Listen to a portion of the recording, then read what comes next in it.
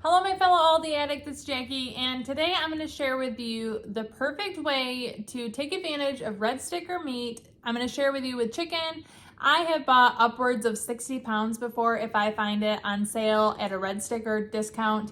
Every once in a while I happen upon a deal. It's probably happened about 4 times now where there is so much chicken at my Aldi that is red sticker marked down to unbelievable prices that I cannot pass up. If you have a food saver, freezer space, and some time and patience, I'm going to share with you how I prep red sticker clearance chicken, stock my freezer, and help keep my budget and prices in check.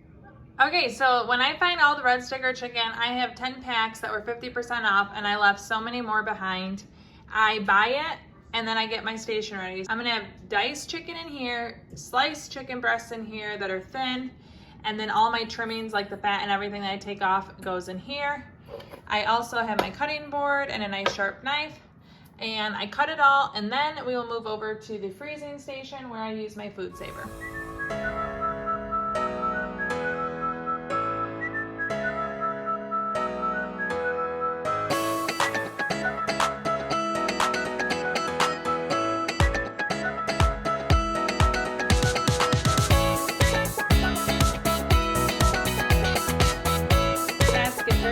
When they smell me cutting chicken because they hope that I'll throw them a piece, and I generally will.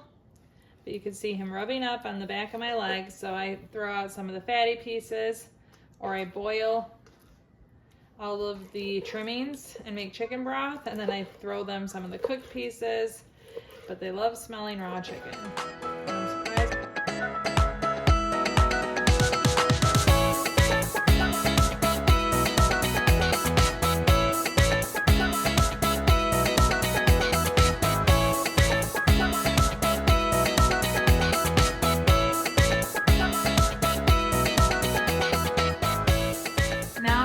Bagging meal portions of the diced chicken, of the sliced chicken, and then you can choose what you want to do with this. I do sometimes boil it and strain it and then use the broth for a chicken noodle soup, but we're not having chicken noodle soup anytime soon or something similar, so I'm actually just going to pitch it, but you can use those portions too. Okay, so part of this process is making these food saver bags. I actually make a bunch of them. I have these couple that were left over from the last time I froze some meat. So I'm just gonna go through, I'll probably make 20 bags. I'll have 22, and then if I have any left over, I save them for next time, but I'll show you that process. Here's the food saver I use. My in-laws got me this for Christmas one year. I used to borrow my mother-in-law's, and now I have my own because they gifted it to me. And you pull this through.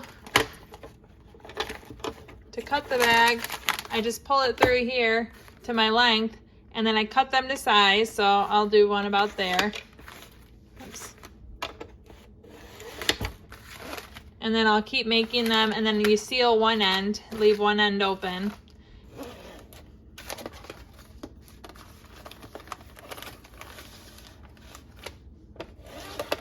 Okay, so now I'm putting it on operate, and we're gonna just hit seal. So because these bags are open on both ends, I put it in, one end in.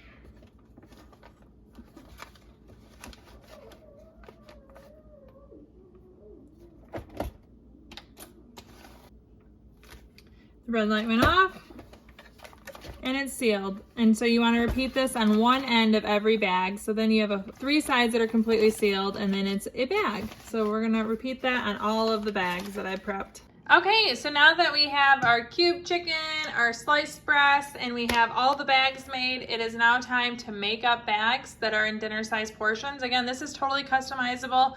I do have a food scale. I don't use it. I will show you the one that I have here in a moment, but I just eyeball it and I scoop the chicken cubed, and then I pick up the breast using tongs, and I make my bags. So I make bag size portions that fit our family needs. One of us is a vegetarian.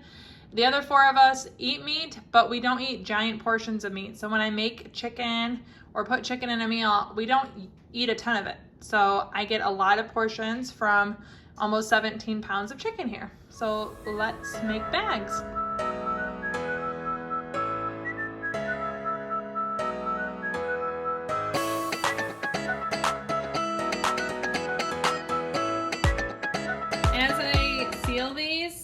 after we seal these, we're gonna move them into the freezer. And one thing I do is I go through, I have an entire shelf dedicated to frozen meats. Whether we buy part of a cow or find ground beef on sale and freeze it, or my taco meat that I make. And I make sure I pull the older stuff out, put this new stuff in the back, and then put the older stuff in front. If you've ever worked in a restaurant, you're familiar with FIFO, first in, first out, or rotating shelves at a grocery store. Same concept. I want to make sure I'm putting my new chicken behind the chicken that I already have in there, but it really worked out because I was running quite low in my prep chicken. So this comes out to less than $1.50 for each dinner worth of chicken when I did it this way. When I find it 50 cents, I trim it and then I bag it into these portions. Each of these cost me $1.50 to add into a meal. Actually less than that, but that's a very general math. Or that's a very quick math. So now I try to position the chicken so there's not large gaps of air. And you put your open end in the sealer, close it, move it to operate, and instead of hitting seal this time, we're gonna hit vacuum and seal so it sucks out the extra air. You can also change it to moist and then vacuum seal.